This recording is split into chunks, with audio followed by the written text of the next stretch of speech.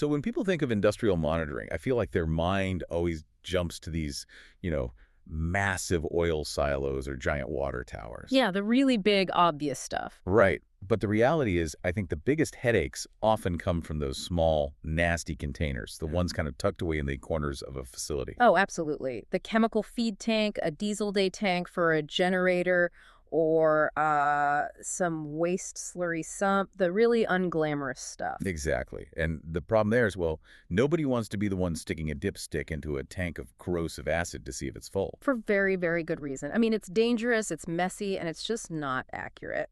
Which brings us perfectly to today's deep dive.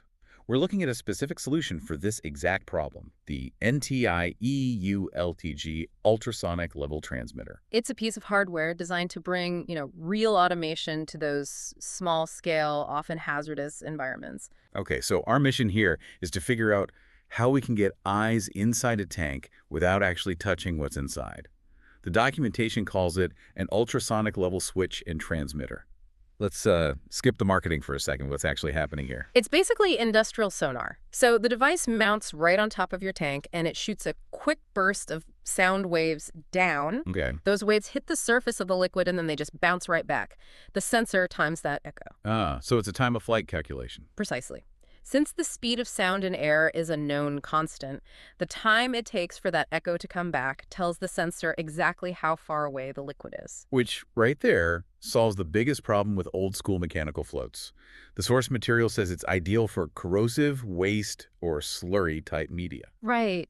Think about it. If you put a mechanical float in some thick slurry, it just gets coated, it gets heavy, and then it gets stuck. It's useless. Completely. This ultrasonic sensor just sits in the air, comfortably above the mess. It's totally non-contact. But it's still hanging right over some potentially nasty fumes, right?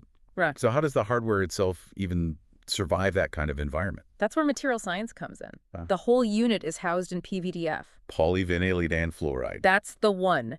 Think of it as like a heavy-duty cousin of Teflon.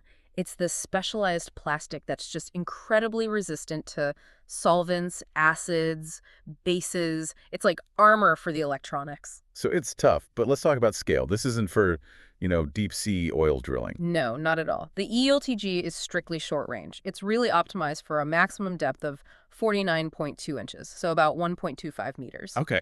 It is purpose-built for those small tools, skids, and machine tanks we were just talking about. I did notice a spec in the documentation that might catch people off guard. The deadband. It lists a 2-inch or 51-millimeter deadband where the sensor is blind. That sounds like a flaw. It's a fair question, but it's really just physics. I mean, think Yeah. of it like holding a book 1 inch from your face. Your eyes can't focus that close. The sensor needs that tiny bit of distance to switch from transmitting the sound pulse to listening for the echo. If the liquid is right up against the sensor's face, the echo returns before the device is even ready to hear it. So during installation, you just have to make sure that gap exists, even when the tank is technically 100% full. Correct. But outside that tiny blind spot, the precision is really high. It gives you an update every single second, which is critical for these small tanks where, a pump could drain it really fast. Now, having the data at the tank is one thing, but how do you get it to a person? The specs mention a 2-wire 420 mA output.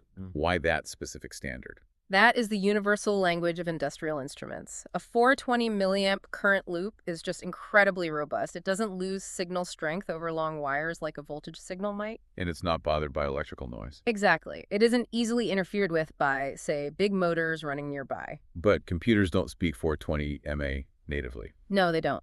And that's why the NTI ecosystem has a bridge. It's the ES420MA24V converter. That's a mouthful of a part number. It is, but it's a critical part. It basically translates that rugged analog current loop into digital data that one of NTI's environment monitors, like an E2D or E16D, can actually understand. And that's the real aha moment, right? You're taking this, 1970s industrial standard and plugging it straight into a modern alerting system. Exactly. So you're not just seeing a number on a gauge. You're getting an SMS text or an email if that diesel tank drops below 10%. You turn a dumb bucket into a smart monitored asset. I also saw that even though it's industrial gear, they tried to make the setup pretty approachable. It comes with a fob USB interface tool. Yes, which is great. I mean, usually calibrating these things involves tiny screwdrivers and a multimeter. This lets you just plug the device into a PC and configure everything with software.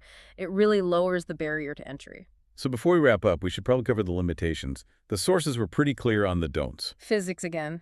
You should not use this on foaming liquids or in heavy vapors. Because the foam acts like soundproofing. Exactly. The foam just absorbs the sound pulse, Yeah. so you get no echo back. And heavy vapors can actually change the speed of sound in the air, which throws the whole distance calculation off. So if your tank is full of, I don't know, cappuccino foam or boiling gasoline, this is not the tool for you.